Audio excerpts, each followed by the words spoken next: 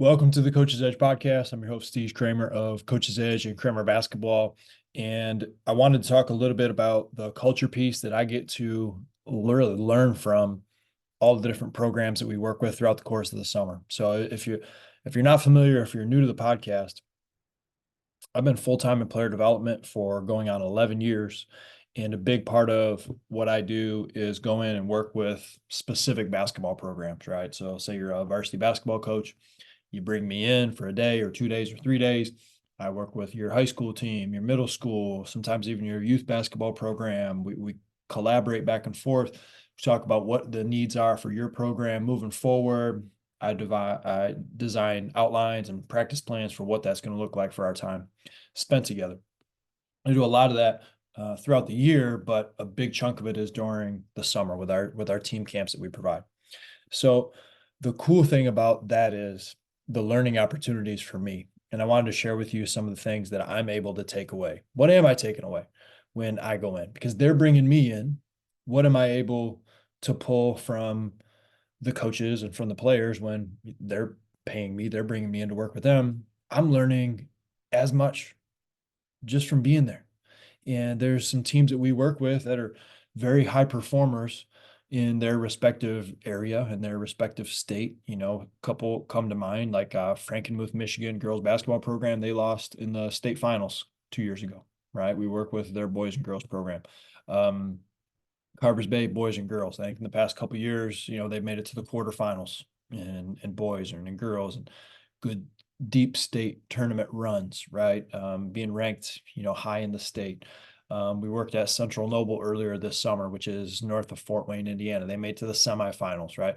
I'm using examples of coaches that we've worked with in person, and they're also a part of our membership, coachesedge.coach, because it's cool when we get to do both, but I get to provide my online service consulting as well as get to them face to face.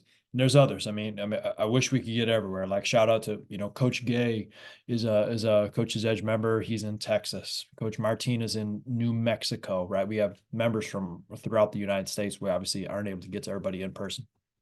So I'm using some examples of those that I see. And one thing that has really stood out to me, and some coaches will call it, people call it culture, standard, whatever. I don't really care what you call it, but you know it when you walk into the gym and you work with a high performing program. Now, we don't just work with high performing programs. We work with programs in the middle. We work with programs that are rebuilding, and obviously ones that are they're trying to win a regional, a state championship, whatever that might be. But when I go to a high performing program, right, and I'm talking wins and losses, what I'm talking about, there's something that is the same, even though their style of play, even though the coach's personality may be different, right? And that's really cool. Sorry about that. That's really cool for me because when I go to a certain, say Carvers Bay, high pressure defense, fast paced game. I might go to a Central Noble, a little slower pace, a little more methodical, pushing opportunistically, right? More emphasis on inside play. And you go somewhere else, more threes. Like we're going to shoot a lot of threes with this specific program. So the style of play changes, but what's the same is there seems to be an understanding, and you can feel it when you enter the gym, of teams who, one, they understand where they are. Two, they have a vision for where they want to be. And three, they're willing to commit to the process to go from where they are now to where they want to be down the road. And not not all programs have that. Not all programs have a really good understanding of where they are now in a moment, like a true self-evaluation. Not all programs have a vision for, hey, realistically we can be here in March as a basketball program. A lot of them, they might be hard workers, but they're just like doing their best each and every day. And that's part of it, right? But can we go another step and really have a vision? And then three is you willing to get there, right? You willing to put in the work to get there. And that's really fun for me to work with those programs because usually they're also the hardest workers. I mean, you can't climb a smooth mountain, right? Nobody falls on top of a mountain. You got to get there somehow. And it takes a lot of hard work and time and dedication. And if you're a high performer in basketball or anything else, you weren't gifted that, you earned it, right? And so that's something that I'm able to take away and relay to other programs that are trying to build that, but they're not there yet. And it's one thing for me to say, hey, you got to work harder, you got to put in more time. But I'll be at a specific camp and I'll pull another school that may not even be from the same state. And I'll give examples of what some of the things that they do, what are some of the things that I picked up. Hey, kids came in for this specific camp. I saw, they were working on their form shooting before we even started. And, so many kids got there half hour before our official camp actually started. And then, are you guys doing some of those things? Maybe, maybe not. And so to give certain programs and players a glimpse inside other successful programs and how they do it has been really great for not just my business, but it's really we're all helping one another. Like I'm coming in and I'm helping the basketball teams that we're working with. I'm able to also help another team in another state because of some of the things I've taken away from another coach and how they do their work with their basketball program. That's been really, really, really cool for me. So understand where you are, evaluate realistically what's a vision for where you want to be, and then what's it going to take to get there. That's 3. And are you able to put those things in place and actually put in the work?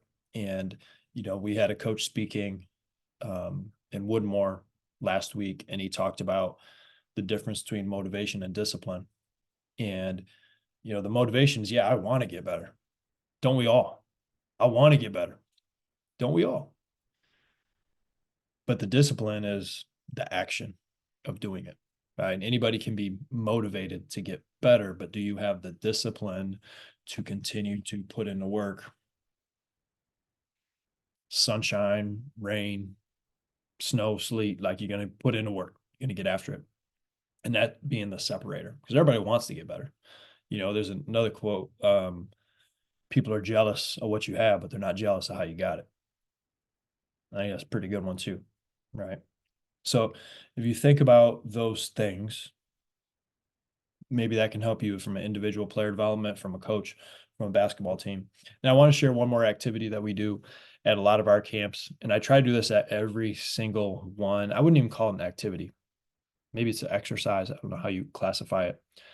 But when we run a workout, when we're doing a clinic, when we're doing a camp, almost all the time, and I'm so mad at myself because there was one camp we run so far this summer where I forgot to do this activity. I'm like, it's just a good activity. It only takes a couple minutes. And usually throughout the course of maybe a 3-hour session, we'll do this activity 2 or 3 times, hopefully. Doesn't take long. Okay. So let's say we're at a specific point of emphasis for our camp thus far over the past half hour, 45 minutes, whatever it might be. Before we grab a water break, a lot of times I'll bring the kids in, have them huddle up. And instead of me preaching at them, I'll ask them, what's something that someone else did well? Now, this is a tough one for some kids. And every summer, I'll have multiple kids raise their hand and say, I shot it really well. I scored a lot of points. I was playing great defense. And I'm saying, hey, that's great. Good job. I'm asking what's something that someone else did well, not you. See, most of us, we think about who? Us. I'm thinking about me most of the time. Let's be honest, we're all pretty selfish people, right? So most of the time I'm thinking about me. And so that's why one of the main reasons why I like this exercise is because for a moment, especially if it's an individual skills camp, chances are these kids have been thinking about themselves. And can I get them to not think about themselves? Can I get them to think about other people? So that is a big piece right there. The other thing is speaking in public is not easy. So I'm giving kids an opportunity. And sometimes I'll call on kids specifically, but most of the time I just, hey, Anybody want to speak? And usually the first time around or the first couple times, not many kids want to share. And then by the time the last day or the last time we try it, you have kids speaking up that maybe didn't say anything all week, which is pretty cool. So there's that piece of it, right? Is being willing to share something in front of other people, which a lot of people's biggest fear is public speaking. And yeah, you've probably heard the statement, you know, chopping your own wood warms you twice, something like that. I probably butchered that quote, but you get hot from chopping wood, and then you get hot from warming it in the stove, right? Warms you twice. That's why you should chop your own wood. It's kind of the same thing with giving a compliment. A compliment benefits both sides. Benefits the person that receives it, they feel good. And when you give a compliment, like a truly heartfelt compliment, it makes you feel good too. And so as we do this exercise, and usually at least one time with my group, I'll talk about the importance of being positive and sharing something good to someone else. And a lot of times we don't say it, right? So I might think something great about your workout or your practice today, but majority of the time I don't verbalize it. I don't tell you that I see you, that I noticed it, that I care.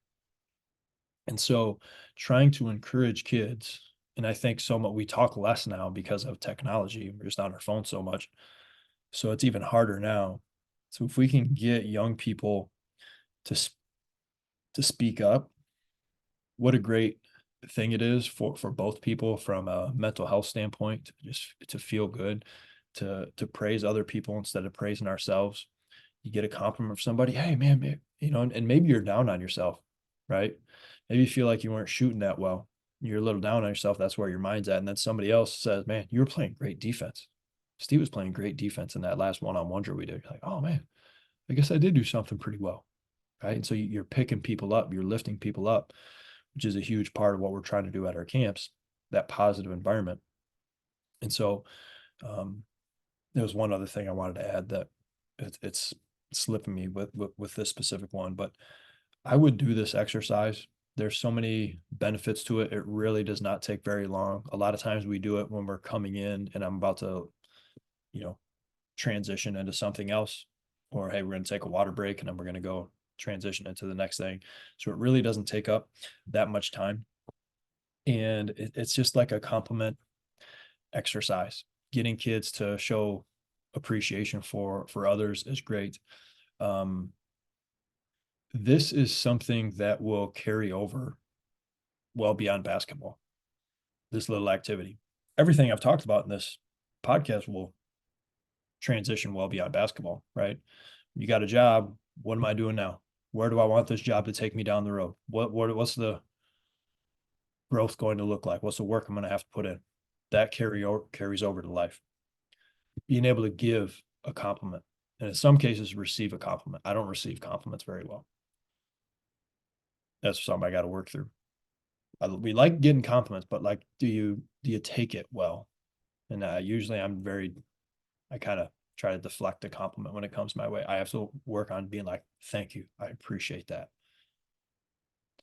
So it's good for both of those things.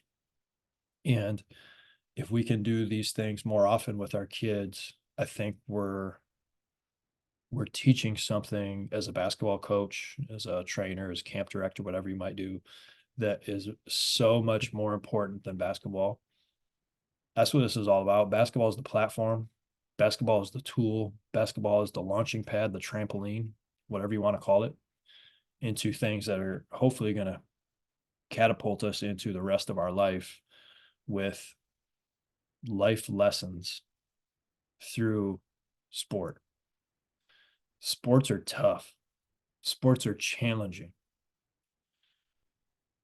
By playing sports, I'm not saying you need to play college sports. I'm just by just being on a team, learning how to work together, learning how to communicate with one another, learning how to succeed and fail as an individual and as a group.